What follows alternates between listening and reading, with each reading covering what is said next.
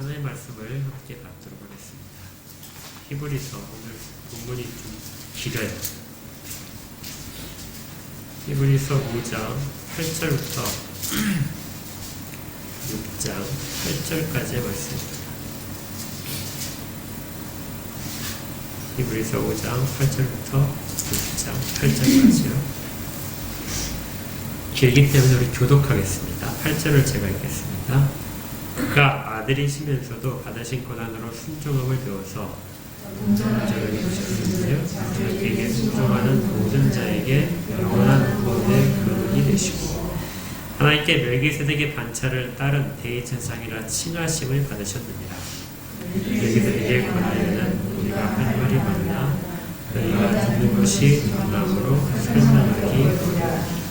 때가 오래되었으므로 너희가 마땅히 선생이 되었을 터인데 너희가 다시 하나님의 말씀에 초부에 대하여 누구에게서 가르침을 받아야 할 처지이니 단단한 음식은 못 먹고 젖이나 먹어야 할 자가 되었다. 이는 젖을 먹는 자마다 어린아이니 그의 말씀을 경험하지 못한 자요.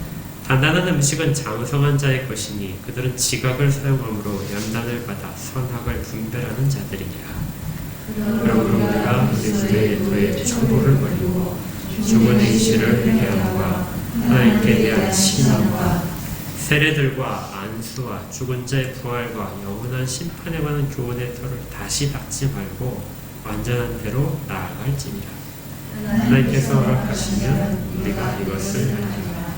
한번 빛을 받고 하늘의 은사를 맛보고 성령에 참여한 바 되고 선한 말씀과 내세의 능력을 맛보고 타락한 자들은 다시 새롭게 하여 회개하게 할 수 없나니 이는 그들이 하나님의 아들을 다시 십자가에 못 박아 드러내놓고 욕되게 하리라. 땅이 그 위에 자주내리는 비를 수하여 박하는 자들이 회개에 합당한 채소를 내며 하나님께 복을 받고 함께 읽겠습니다. 만일 가시와 엉겅퀴를 내면 버림을 당하고 저주함에 가까워 그 마지막은 불사름이 되리라.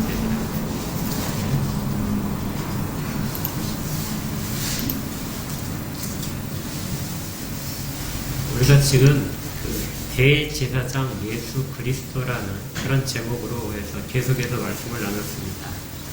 지난주에는 특별히 대제사장 예수 그리스도를 큰 대제사장이라고 할 수 있는 탁월함에 대한 근거가 무엇인가 하는 부분에서 5장 5절부터 해서 두 가지를 생각했습니다. 첫 번째가 그분만이 하나님의 아들이라는 것으로 선포되었다. 그러니까 다른 대제사장과는 다르게 우리 주 예수 그리스도만이 하나님의 아들이라고 선포하죠. 그 아들이 대제사장이 되었기 때문에 훨씬 더 크다 이렇게 말할 수 있다는 거였죠. 두 번째 근거가 이제 나오는데 지난주에 설명은 안 드렸지만 두 번째 근거가 멜기세덱의 반차를 따른 대제사장이다 하는 점입니다. 그러니까 아론의 자손들 그리고 특별히 다윗 때는 사독의 후손들 이 후손들로만 대제사장이 세워져야 마땅한데 그 반차란 말은 순서란 뜻입니다. 그쪽 계열이다 뭐 이렇게 선택을 할 수도 있고요. 우리말로 우리 족보를 보게 되면 뭐 무슨 파 뭐 이렇게 나오는 게 있죠. 족보에 그런 것과 비슷하다고 생각하시면 됩니다. 어떤 계열을 통해서 순서대로 대제사장이 되는 것이 마땅한데 그런데 예수는 아론의 계열이 아니라 멜기세덱의 계열이다 하는 것이죠. 이것이 왜 문제가 되냐면 당시에 이런 질문이 아마 있었을 것입니다. 왜 대제사장 예수를 말할 수 있는가? 대제사장은 분명히 아론의 자손들만 레위 지파 사람들에서만 특별히 아론의 자손들에서만 가능한데 예수는 유다 자손이 아니냐. 더구나도 왕족입니다. 왕의 후예집니다. 그러니까 왕족이면서도 유다 지파인데 어떻게 대제사장의 그 역할을 감당할 수 있겠느냐 하는 질문이 당연히 들어올 수 있다는 거죠. 그래서 이 히브리서 기자가 그 부분에 대해서 이야기를 쭉 진행하려고 하고 있습니다. 그러면서 멜기세덱에 대해서 설명을 하고 어떻게 예수가 멜기세덱과 어떤 관계가 있는지도 설명을 하려고 하는 거죠. 그 중에 이제 나왔던 거 6절이 시편 110편을 인용한 것입니다. 그러니까 6절에 또 이와 같이 다른 데서 말씀하시되 내가 영원히 멜기세덱의 반차를 따른 대제사장이다 하고 선언된 이 구절이 시편 110편에서 아주 중요하게 다뤄지는 구절입니다. 이걸 그대로 따와서 히브리서 기자가 지금 이때 시편에서 이야기됐던 이 대제사장이 바로 예수다 하고 말하고 싶은 거예요. 그런데 그렇다면 이제 이 멜기세덱과 예수가 무슨 관계느냐 이게 설명이 돼야 되겠죠. 그래서 10절에 하나님께서 멜기세덱의 반차를 따라 빠른 대제사장이라 칭하심을 받으셨느니라 하나님께 그렇게 이제 했는데 그렇다면 멜기세덱의 이야기가 나와야 되는데요. 11절에 그 이야기를 시작하려다가 잠깐 멈춥니다. 그리고 언제 이야기가 계속되냐면요. 7장 1절에 이 멜기세덱은 하면서 설명을 해요. 그러니까 연결 자체가 어떻게 되어 갔냐면 5장 10절 다음에 7장 1절을 쭉 읽어가면 연결이 가장 부드럽습니다. 그런데 멈추고 상당히 긴 이야기가 그 중간에 들어간 것이죠. 왜 그런 일이 벌어지느냐? 11절을 보시면 멜기세덱에 관하여는 우리가 할 말이 많으나 너희가 듣는 것이 두나무로 설명하기가 어렵다. 그래서 멜기세덱에 관해서 이야기를 잠시 하지 않고 이야기를 쉽게 이해할 수 있도록 멜기세덱 이야기를 쉽게 이해할 수 있도록 내가 부연 설명을 조금 더 한 다음에 하겠다 하는 뜻이죠. 그런데 성경 원문에 보게 되면 11절에 나온 멜기세덱이란 단어는 없습니다. 그러니까 그것에 관해서는 원래는 이렇게 된 성경이에요. 그런데 그것이 무엇인가? 그것이 멜기세덱을 가리키는가? 아니면 멜기세덱의 반차를 따른 대제사장 예수를 가리키는가? 이것이 어떤 걸 가리키는지 모호합니다. 근데 이제 우리 번역 성경에서는 멜기세덱이다 이렇게 이야기하는데 큰 차이는 없어요. 원래 내용 자체가 멜기세덱을 말하면서 예수 그리스도를 말하기 때문에 그 전체 내용을 이렇게 포함하고 있다 생각하면 됩니다. 근데 그 내용을 이야기하려고 보니까 너희들이 좀 이해하지 못할 것 같다 하는 생각이 든 거예요. 왜 그런가? 우리가 오히려 그 당시의 사람들보다 멜기세덱에 대해서는 훨씬 더 잘 아는 사람들일 겁니다. 왜냐하면 구약을 잘 알고 있다는 유대인들도 멜기세덱이라는 것에 대해서는 잘 몰라요. 성경에서 단 2번밖에 나오지 않기 때문에 창세기 14장에서 나오고 시편 110편에서 나옵니다. 그가 어떤 다른 활동을 한 것 이런 것도 전혀 나타나지 않기 때문에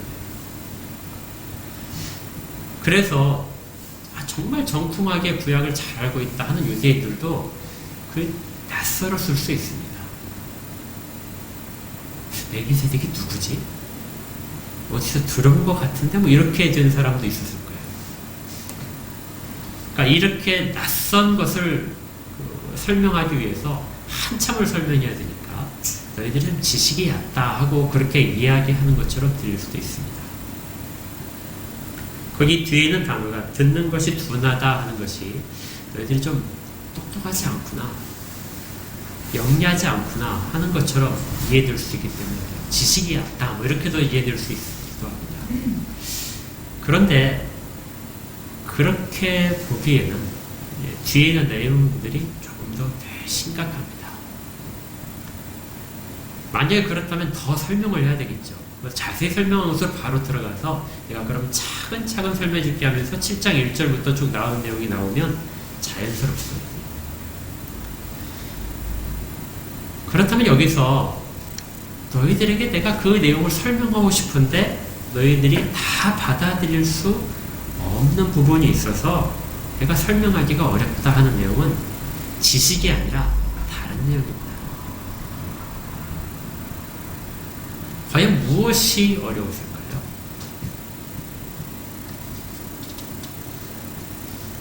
저도 가끔 설교를 하다가 그렇거든요. 제 설교 준비하다가 어떤 내용이 있으면 여러분들에게 전달을 해야 되는데 가끔 그래요. 이 내용을 과연 전달할 수 있을까? 제가 전하고 싶은 내용을 여러분들이 그대로 다 받아들일 수 있을까? 그런 내용을 전할 때는 그래서 저도 되게 좀 말이 많아지고 뺑뺑뺑 돌기도 합니다. 이해를 좀 돕기 위해서요. 그런데 지금 히브리서 기자가 바로 그 상태가 된 거예요. 좀 전하기가 어렵다. 그렇다면 그들의 상태가 어떻길래 이 멜기세덱과 관련된 예수 그리스도를 전하기가 어려웠을까? 그들은 초보적인 단계에 있다고 이야기합니다. 12절에 보니까요. 하나님의 말씀의 초보에 대해서 누구에게서 가르침을 다시 받아야 할 처지에 있다.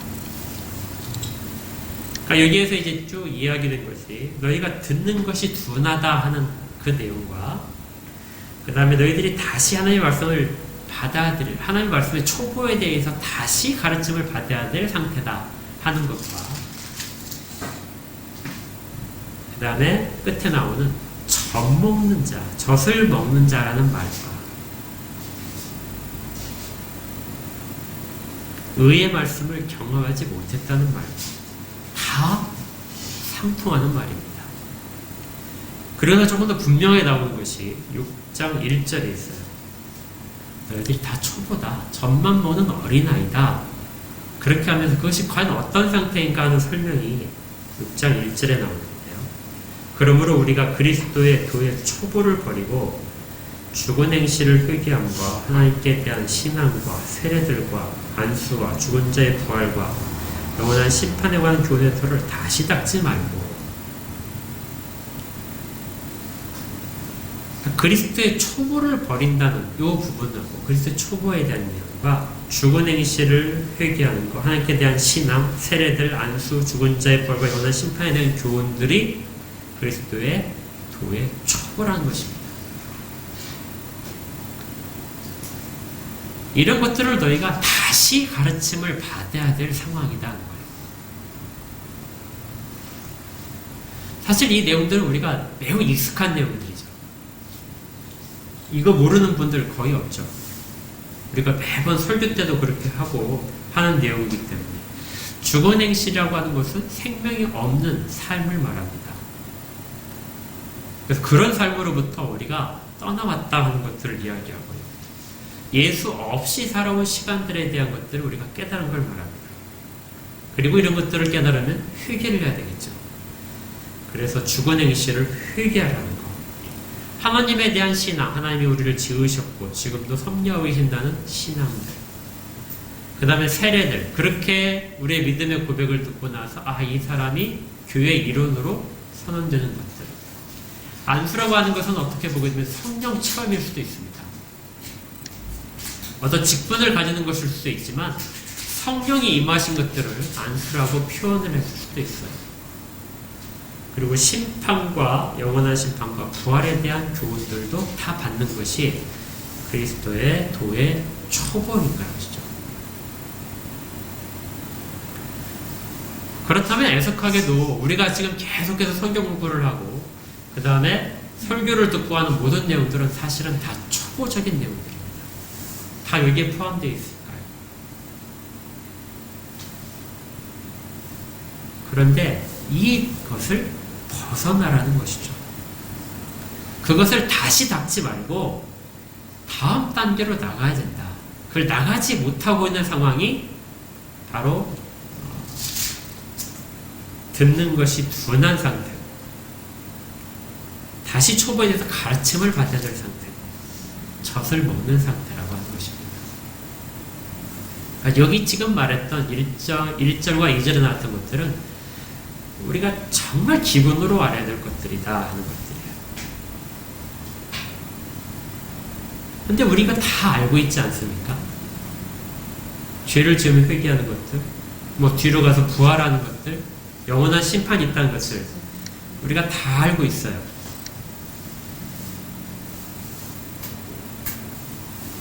어떤 사람들은 이것만으로도 충분하다고 할 겁니다. 그것만 알기도 벅차다 이렇게 말할 텐데, 성령은 이것으로 충분하지 않고 그 단계로부터 다 자라나야 된다 이렇게 이야기하는 거죠.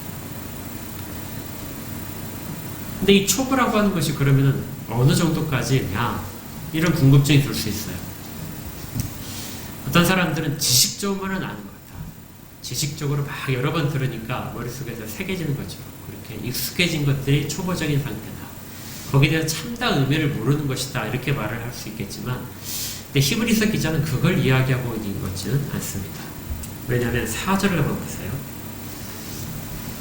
한번 빛을 받고 하늘의 은사를 맛보고 성령에 참여한 바 되고 하나님의 선한 말씀과 내세의 능력을 맛봤다. 이 내용이 1절과 2절에 있는 내용과 연결됩니다. 그러니까 그냥 단순히 지식적으로 아는 것이 아니라 이 사람들은 뭐 어떤 상태까지 간 사람이냐면 한 번 빛을 받은 사람입니다. 생명의 빛. 정말 이전에 자기의 삶으로부터 그것이 정말 아무 것 같다는 걸 깨달은 사람들이에요. 하늘의 은사를 맛보았습니다. 온갖 은사들을 맛보고, 뭐 초대교회 당시에 방언도 하고 또 신유의 은사도 받고 막 여러 가지가 있었겠죠. 그런 은사들도 다 맛을 본 사람들이에요.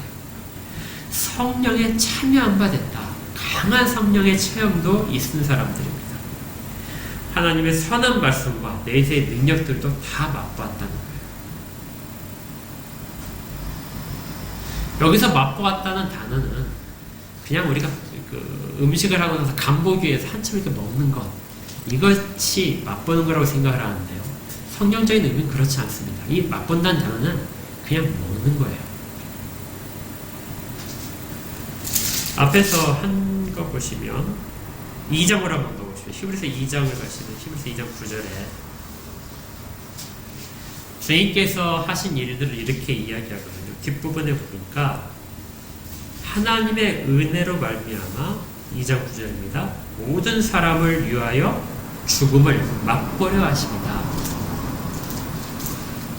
그러니까 맛봤다는 얘기는 그냥 잠깐 흉내를 내는 것처럼 생각하면 안 된다는 거예요. 주님이 우리를 위하여 죽으신 것이 죽음을 흉내를 낸 것이 아니라 실제로 죽으셨던 것이기 때문에.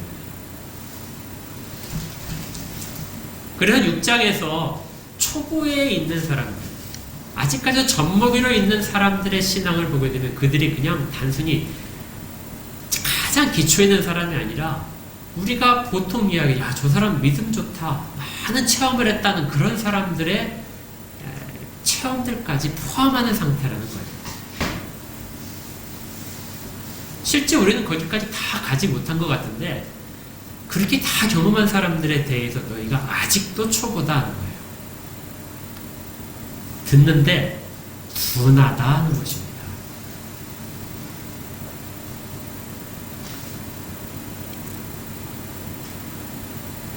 그럼 우리도 역시 뭐가 될까요?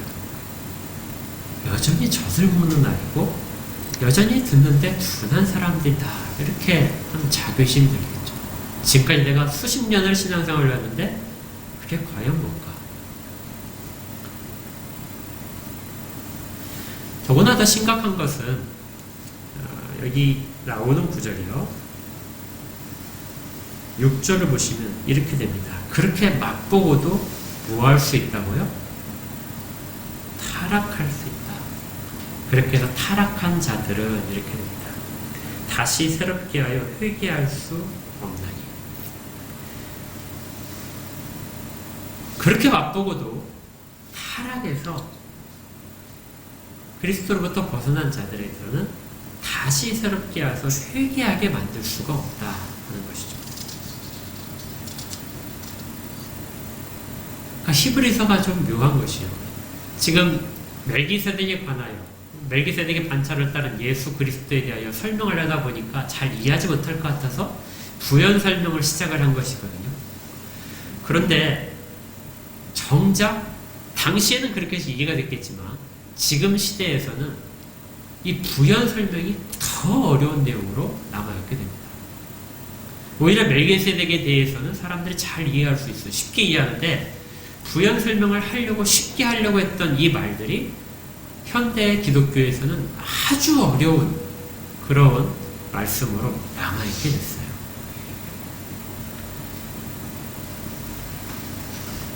4절, 5절, 6절을 그러면 정말 그렇게 신앙 좋은 사람도, 그렇게 성령 체험한 사람도, 그 사람도 타락해서 구원받을 수 없다는 말인가?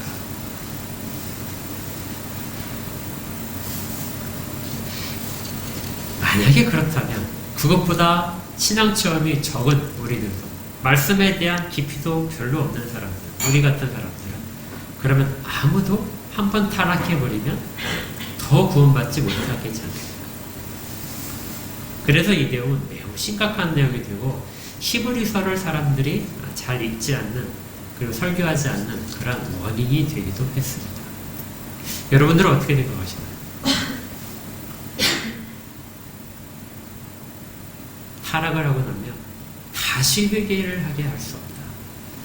다시 돌아올 수 없다는 말인가요?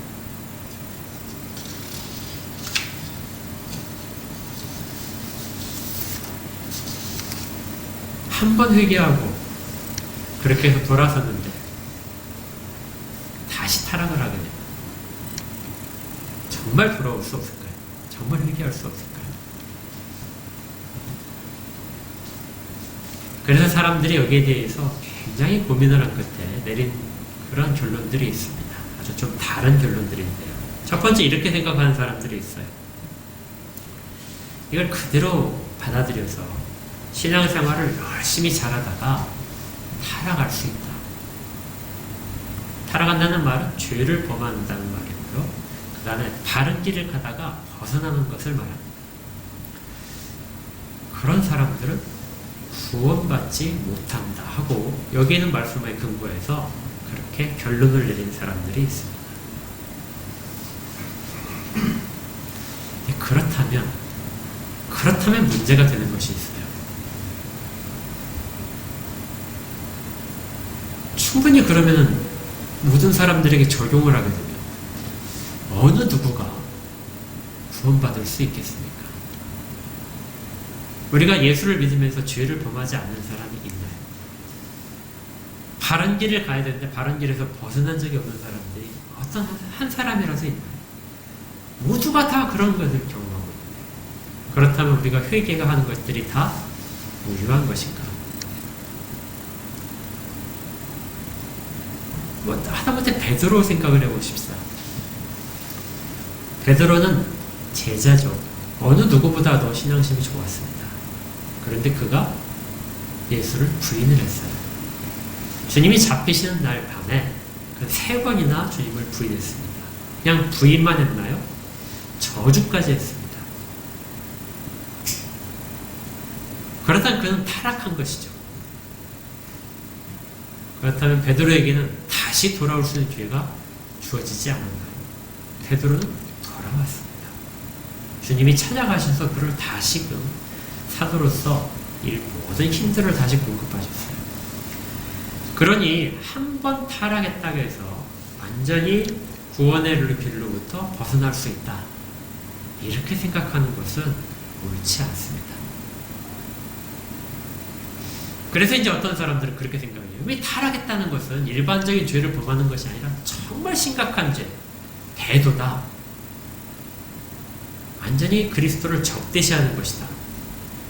가룟 유다처럼 그렇게 하는 것만이 회개할 기회가 전혀 주어지지 않는 것이다. 그렇게 이해하려고 합니다. 그렇지만 주님은 심각한 죄를 지은 사람들에게도 내가 다시 죄를 짓지 말라 하고 용서를 하신 것들이 성경에 아주 많이 기록되어 있어요. 그래서 문자적으로 모든 사람이 다 타락하게 되면 구원받지 못한다 하는 부분들은 별로 이렇게 호응을 받지 못합니다. 그래서 이제 다른 해석들이 나오는데요. 그 해석이 뭐냐면 실제로 타락할 수 있다는 것이 아니라 그럴 가능성에 대해서 경고하려는 것이다. 그러니까 정말 신자는 결코 타락할 수 없다 하는 것을 이야기하죠. 그런데 우리 주변에 보게 되면 타락한 사람들이 생깁니다. 그러면 그들은 누구냐?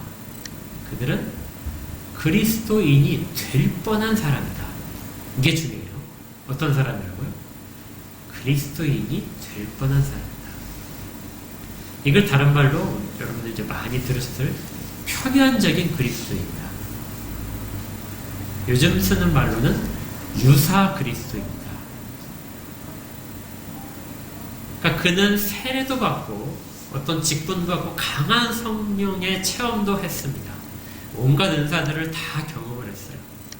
가장 신앙이 좋은 것 같은데 마지막 순간에 구원의 현장에 없는 사람이 있을 수 있다는 것이죠.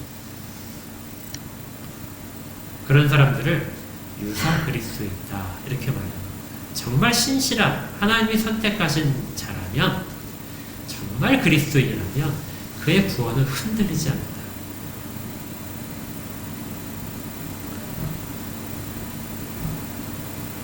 로마서를 보게 되면 이 내용이 아주 많이 기록되어 있습니다. 죄로부터 해방되었다. 그러니까 결코 죄가 너희들을 잡을 수 없다는 것이죠.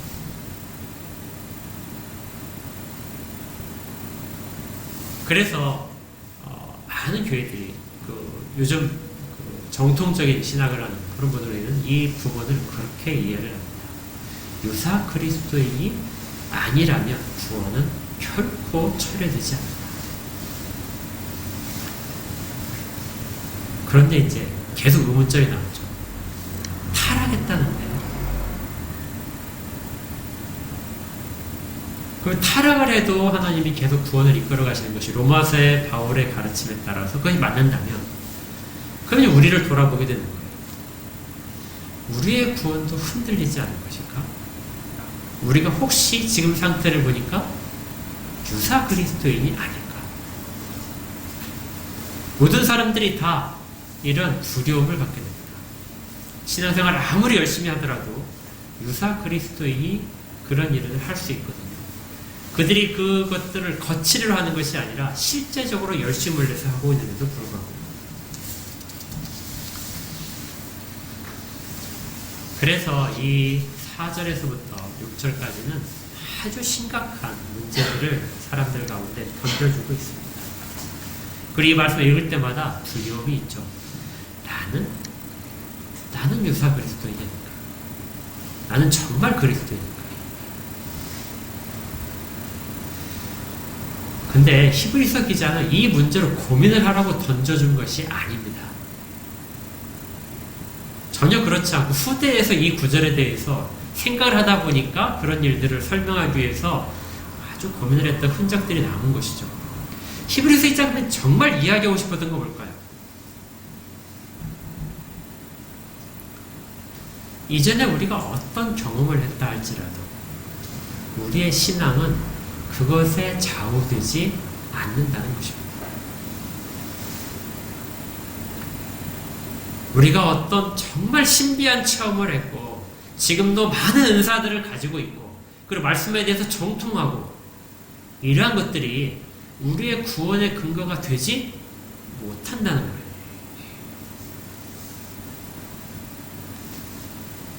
신앙은 과거를 바탕으로 해서 그때부터 이루어진 경험들을 근거로 하고 있지만 우리의 구원은 현재부터 미래로 가는 것에 중심이 있습니다. 그러니까 타락했다는 말은 우리가 완전히 죄로부터 자유롭지 않기 때문에 우리의 경향성을 말하는 겁니다.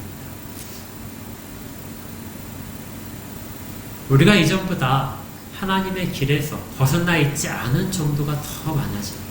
앞으로 우리가 그 길을 계속해서 가는데 주님이 원하시는 모습과 조금씩 더 가까워지는 모습들이 있을 때 우리는 타락한 자가 아니라 주님의 바른 길을 찾아가는 자들이라는 거죠. 타락한 자들이란 점점점 더 하나님으로부터 멀어지는 것입니다. 우리 주 예수 그리스도가 우리가 가르치는 말씀으로부터 벗어나기를 더 많이 벗어지는 것이 그것이 바로 타락이라는 것이죠. 일시적으로는 그런 일이 있을 수 있지만 계속해서 일어난다는 것은 그는 유사 그리스도인일 가능성이 아주 크다는 것입니다. 그런 사람들에게 일어나는 일들이라는 거예요. 그러면 유사 그리스도인을 무엇으로 구분할 수 있는가? 단순히 그렇게 지금 현재로 보게 되면 그 사람들이 훨씬 더 월등한데, 그래서 히브리서 기자가 이 부분을 조금 더 다시 보충해서 설명을 합니다. 그것이 7절과 8절이에요. 땅이 그 위에 자주 내리는 비를 흡수하여 밭 가는 자들이 쓰기에 합당한 채소를 내면 하나님께 복을 받고, 이 땅의 비유가 나오는데요. 마가복음 4장이나 이런 곳에 나오는, 복음서에 나오는 땅의 비유는 우리가 4가지 땅의 비유에 너무 익숙해져서 이 부분을 볼 때 약간 생소하게 느낄 수 있습니다. 히브리서에서 말하는 이 땅에 대한 비유는 이렇습니다. 땅이 있는데 그 땅에 비가 자주 내린다. 그리고 그 비가 내린 땅을, 농사를 짓는 사람들이 땅을 자꾸 경작을 한다. 땅을 간다는 얘기죠. 물론 씨도 뿌렸을 겁니다.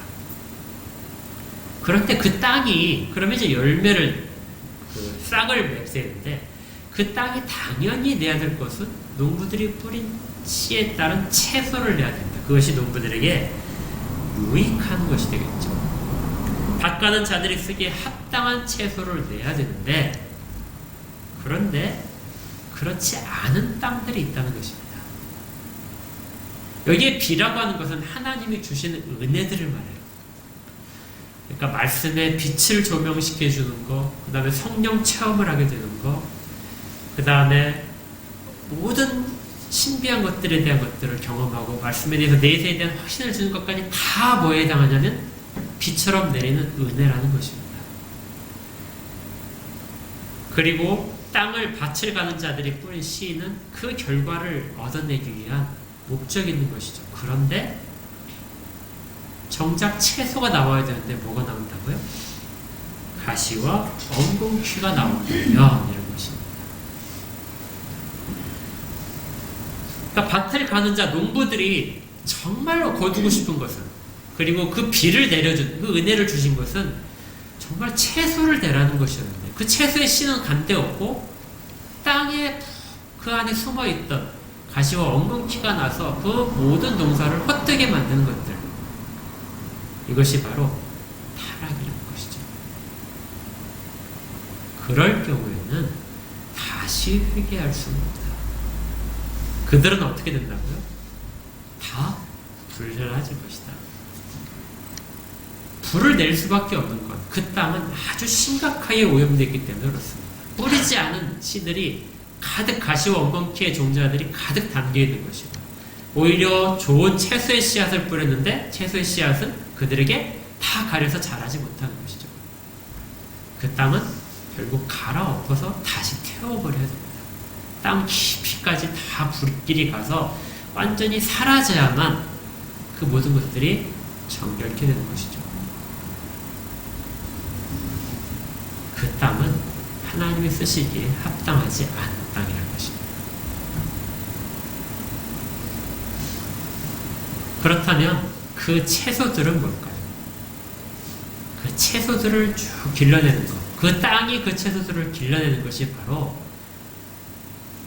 장성한 모습들입니다. 빌립보서 1장 19절에 이런 구절이 있어요. 한번 찾아볼까요?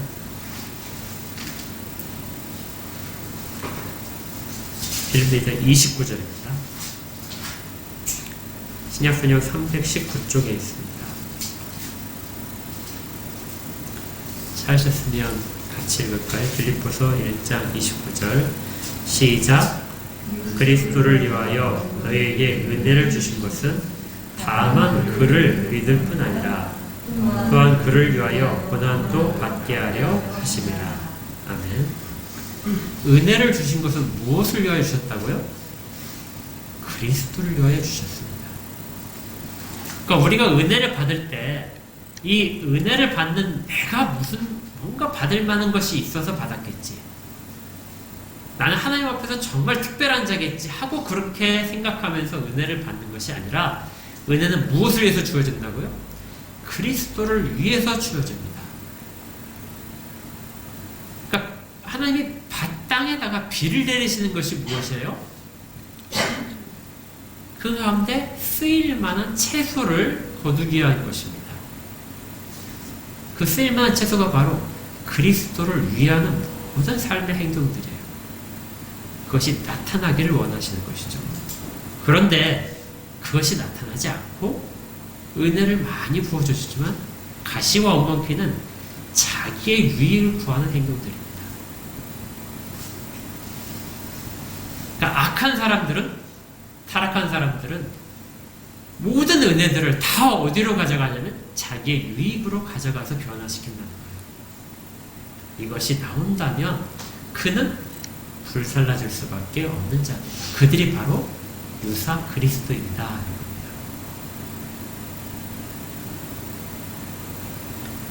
그런데 누가 이 유사 그리스도인에 빠지기 쉬운가? 말씀의 초보에 있는 사람들. 그래서 지금 너희들에게 내가 지금 이야기를 하고 싶은데 너희들이 말씀의 초보에 있어서 그럴 가능성이 충분히 있는 자들이라서 내가 정말 다시 다른 걸 이야기하고 그 다음에 더 깊은 내용을 이야기해야 되겠다는 것이죠. 말씀의 초보에 있는 자들이 가지지 못한 것이 있습니다. 그것이 뭐냐면 순종이에요. 말씀의 초보자들은 순종을 하지 못합니다. 그리스도만으로 모든 것들이 이루어지지 않고요. 그리스도와 함께 자기의 유익이 담겨져 있는 행동으로 가게 됩니다. 그런 것들은 다 뭐냐면 말씀의 초보가 아직 다 닦이지 않은 사람. 그래서 다시 가르침을 받아야 됩니다. 그러니까 여러분들이 설교를 들으시고도 저도 포함되겠지만 말씀을 듣고도 그것이 그 말씀이 내 유익에 어떻게 될 것인가 하고 이해가 되고 내가 어떻게 그것들 속에서 내 유익을 채울까 하는 것으로 이루어진다면 우리는 말씀의 초보에서 계속 헛바퀴를 도는 것이 되는 것이죠. 그런 말씀을 주시는 것은 너희들이 그리스도를 위하여 사는 자들이 되어야 된다. 그렇게 살아야 된다는 것입니다. 그 경험을 하지 못한다면 초보에서 정말 벗어나지 못한 것이고 젖을 계속해서 먹는 어린아이와 같습니다. 그런 사람들은 바른 판단도 할 수 없고 누군가에게 계속해서 내일이 어떻게 되는가, 내가 이런 고민이 있는데 내가 어떻게 하면 이것을 벗어날 수 있는가 하는 그런 고민 속에서 전혀 헤어날 수 없다는 것이죠. 이 어떻게 하면 좀 더 쉽게 이해할 수 있을까 제가 고민을 해보다가 그렇게 되더라고요. 여러분들 다 수학 배우셨죠? 산수. 초등학교 때는 뭐 덧셈, 뺄셈, 곱셈, 나눗셈 하게 되면 다 되죠. 그래서 덧셈, 뺄셈, 곱셈, 나눗셈을 다 가르쳤습니다. 기초를 아주 충실하게 배웠어요. 선생님이 정말 설명 잘했습니다. 온갖 재료들을 다 설명해서 뭐 나눗셈도 분수도 설명을 하고요. 그렇게 하고 나서 문제를 주는 거예요. 그때 학생이 뭐라고 하냐면 이 답이 뭐예요? 하고 물어보는 겁니다. 나는 이 문제를 못 풀겠어야 하는 거예요. 아니 그렇게 설명을 해줬는데 애는 왜 못 풀죠? 자기가 안 풀어봐서 그렇습니다. 풀어보고 틀리고 그것들을 고치는 과정들을 계속 반복을 해야 되는데 그렇게 하지 않고 한 번도 풀어보지 않으면 선생님이 설명한 문제와 동일한 문제가 아니라면 다른 문제는 풀 수가 없는 거예요. 그래서 답을 알려달라고 이야기합니다. 이것이 초보입니다. 내용은 이미 다 충분히 주어졌어요. 우리가 회개하는 것, 그 다음에 성령에 대해서, 하는 말씀에 대해서, 내세에 대해서 모든 것들을 다 받았는데 그것들을 가지고 내가 실제적으로 삶에서 경험하지 못하기 때문에, 풀어보지 못하기 때문에 여전히 초보인 것이죠. 이 부분을 경험을 해야 됩니다. 그럼 다시 앞으로 가서 11절, 5장 11절을 보시면요. 멜기세덱에 관하여는 우리가 할 말이 많으나 너희가 듣는 것이 둔하다 하는 이 듣는 것이 둔하다는 단어는 유대인들이 듣기에는 무엇처럼 들리냐면 너희들이 실제로 경험해보지 못했다 하는 것으로 들립니다. 유대인들은 들어라는 말을 뭘로 듣는다고요? 뭘로 이해하냐면 너희들 이것을 그대로 살아라는 얘기로 듣는다고. 내 말 좀 들어. 이 말은 그 말을 듣고 시행하라는 말이잖아요. 그러니까 그것이 둔하다는, 이 둔하다는 뜻은 우리가 이해력이 떨어진다는 말처럼 들리지만 실제 이 단어의 뜻은 게으르다는 뜻입니다. 설명해 줄 땐 듣는데 실제 삶에서는 게을러서 하기 싫은 거예요. 그들이 아직 초보 수준에 있는 것은 게을러서 그렇다는 것입니다. 그래서 어떻게 하라고요? 계속해서 힘쓰라고 말하는 것이죠. 그 자리에 있으면 안 돼. 땅은 채소를 내야 돼. 그대로 놔두면 엉겅퀴가 나와. 채소를 내야 되는 거예요. 2장에 가게 되면 우리 안식 이야기 했었는데요. 안식에 들어가기를 어떻게 하라고요? 힘써라. 힘써라. 그건 네가 실제로 해봐야 되는 거야. 그렇게 실제로 해본 사람만이 그 실력이 쌓여서 이제는 젖이 아니고 단단한 음식을 먹어도 그걸 가지고 성장할 수 있습니다. 5장 14절에 이렇게 되어 있죠. 13절을 보시면 이는 젖을 모는 자마다 어린아이니 의의 말씀을 경험하지 못한 자다.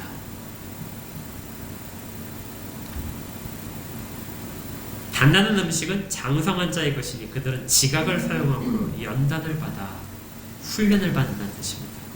선악을 분별하는 자들입니다. 훈련을 시켰는데 훈련을 통해서 문제를 푸는 법을 자기 스스로 습득을 해야 돼요. 기초지식은 다 주었으니까 하나님이 가장 원하시는 뜻을 찾아서 자기가 선택을 해야 됩니다.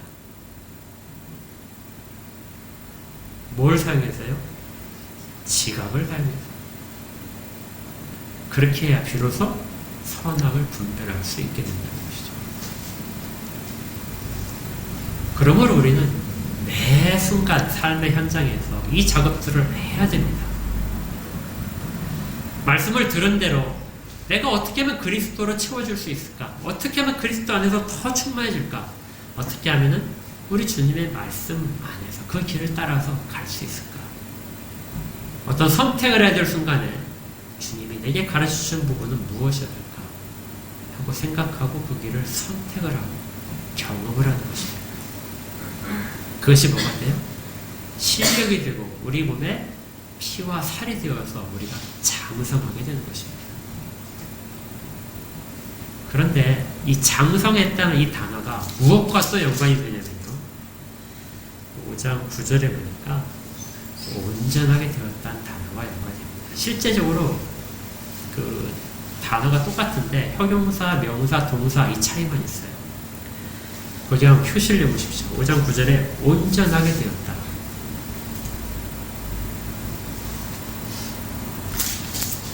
그 다음에 14절에 장성한 자다. 6장 2절에 완전하다. 이 단어들은 다 같은 단어들입니다. 그러니까 주님이 순종을 통해서 온전하게 되셨듯이 우리도 완전한 길로 가는데, 그리고 장성한 자가 되는데 무엇을 거쳐야 된다고요? 순종을 거쳐야 된다는 것이죠. 우리 삶의 현장에서 선택해야 될 순간에 그 선택에서 하나님의 말씀에 순종해서 그대로 해보는 것. 당장은 내게 유익이 안 되고 다른 사람이 나보다 훨씬 더 유익이 되고 나만 손해를 보는 것 같은 그런 상황이 왔을 때 그때 그 길을 선택하는 것. 이것이 순종이고 그 순종을 통해서만 신앙은 잘할 수 있는 것입니다. 그렇게 잘하지 못한다면 언젠가 타락할 가능성 가운데 늘 노출되어 있고 그렇게 계속해서 머물고 있다면 유사 그리스도인일 가능성도 충분히 있습니다. 진정한 그리스도인이라면 그 선택을 하면서 주님께 조금씩 더 다가서는 사람들입니다. 그 순종을 알아야, 그래야 멜기세덱의 반차를 따른 대제사 예수 그리스도가 하신 일들을 그때야 비로소 받아들일 수 있게 되는 것이죠. 단순히 주님께서 내 죄를 위하여 다 지고 죽으셨다, 그러다 나는 그 유익을 따라서 지금 내가 죄 없이 정말 천국 간다, 나는 믿는다 하는 것에서 그치면은 그 상태에 머문다면 전혀 장성하지 못하게 됩니다. 우리가 얼마나 그리스도로 채워져 가는가, 그분의 뜻에 합당한 길로 가고 있는가 하는 부분을 늘 점검하십시오. 그래야 우리는 구원의 확신을 매 순간마다 더 가질 수 있습니다. 우리 가운데 이러한 경험들이 매 순간 일어나기를 바랍니다. 정말 우리 가운데 필요한 일들이구나. 우리가 걸어가야 될 길입니다. 이 길을 다 같이 할 수 있기를 주의 이름으로 축복합니다. 함께 기도하겠습니다. 하나님 아버지, 저희들이 신앙생활을 열심히 하고 많은 체험과 말씀들을 알고 있다고 하지만 정말 저희의 신앙이 예수 그리스도로만 채워지고 있는지, 이 부분을 점검하면서 부끄러움도 있고 또 깨달음도 있습니다. 주께서 이렇게 부족한 저희들을 힘쓰라, 안식에 들어가기를 힘쓰고 장성하기를 힘쓰라고 하신 것처럼 이제 저희가 초보의 단계를 벗어서 삶의 현장 속에서 말씀대로 살아보겠다는, 그리고 그 결과들을 직접 보겠다는 그런 다짐들이 있게 하여 주시옵소서. 그렇게 결정할 때 주님이 주시는 새로운 힘들이 너끈히 공급될 것을 믿습니다. 그 길이 매 순간에 경험이 되게 하시고 경험이 살이 되게 하셔서 이제는 가르칠 수 있는 자로 모두가 다 세워지도록, 그래서 구원의 감격이 넘치게 하시고 또 농부가 바라는 채소를 내므로써 하나님께 복을 받는 모든 자들이 될 수 있도록 도와주시옵소서. 예수 그리스도 이름으로 기도합니다.